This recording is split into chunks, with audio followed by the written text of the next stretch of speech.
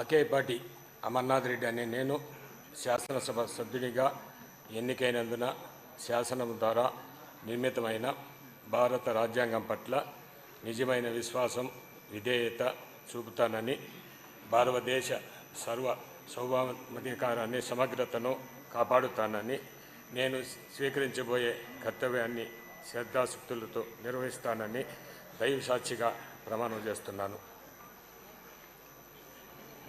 ఆంధ్రప్రదేశ్ శాసనసభ సభ్యుడైన ఆకేపాటి అమర్నాథ్ రెడ్డి అనే నేను సభ నియమాలను కట్టుబడి ఉంటానని, వాటిని అనుసరిస్తానని, సభా మర్యాదలను పాటిస్తానని, సంప్రదాయాలను గౌరవిస్తానని దైవసాక్షిగా ప్రమాణం చేస్తున్నాను.